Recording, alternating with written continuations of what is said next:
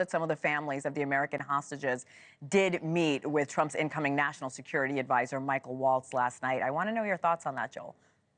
Yeah, look, to the Trump team's strong credit, they partnered with the Biden administration to really make sure that there was one American voice in these negotiations. Now, prior to the election, that was not the case. There was a lot of political jousting back and forth. And this structure of the negotiation was the plan that President Biden put forward last May, and it was not fully embraced by candidate Trump then. But it was after the election, and they've been working hand in glove. And I think the lobbying to this question of the administration and of the president-elect's team by the hostage families was the essential glue to ensuring that there was integration between the two teams. So at the very senior level, there's a lot of same thinking about how the American role should be in ensuring that this took place. And Joel, we have all seen the pictures. The food trucks are lined up. They are ready to deliver food into Gaza. Can you talk to me about how dire the situation is there now? Well, you know, it's extraordinary. We've had nearly 90% of the population, if not higher, I would assume it's 100% of the population displaced inside Gaza. It's over 2 million people. The majority of the building structures in Gaza have been destroyed. Basically, the Palestinian people there don't have a way to continue to grow and obtain food without outside assistance.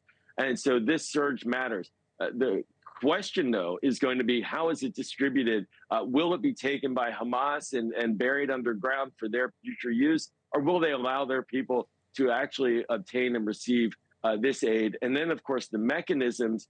Up until now, there's been a United Nations mechanism, the UNRWA, that is now blocked by American and Israeli aid, or we don't work with them anymore because of their ties to Hamas. So there are a lot of implementation questions, but the Palestinian people in Gaza need the aid, they need the food. It's the winter there, and this is going to be very welcome and helpful. Yeah, I think the concern is, will these people get the food, or will it be held by this terrorist organization? Close to 1 million people were forced to leave the city of Rafah and parts of northern Gaza. A lot of them, most of them, don't have a home to come back to. There's no schools, there's no libraries, there's nothing. It's rubble. So with the ceasefire now in place, what will happen to Gaza and the future of its people? Well, Hena, this is exactly what we've been talking about throughout this interview is the negotiation to the end point. That is still to be determined. And the vision of the agreement is 3 phases. Phase 1, as we discussed, 6 weeks, ceasefire for hostage agreement. Phase 2, to continue that process to get all the hostages out. But then to phase 3, the reconstruction, the political future of Gaza. Who's going to govern it? Will it be the Palestinian Authority, which is the leadership of the Palestinians in the West Bank? Or will it be Hamas somehow muddling through? We don't know the answers to that. And that's really what's going to be decided over the next 6 weeks plus. We can't have a situation, though, where there's no reconstruction and no stabilization of Gaza and expect it to improve when it comes to their ability to develop terrorist entities or for Hamas to continue to make a security risk for Israel from its southern border. So these end state questions matter, but those are to be determined and negotiated over the next couple of months. I mean, that's what we saw play out in Afghanistan. That's right. We did. And what we saw was ending up a failure where the Taliban is now taken over. That's right.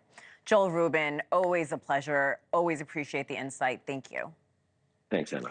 And thanks for watching. Go to joinnn.com to find NewsNation on your television provider. And don't forget to click the red subscribe button below to get more of NewsNation's fact-driven, unbiased coverage.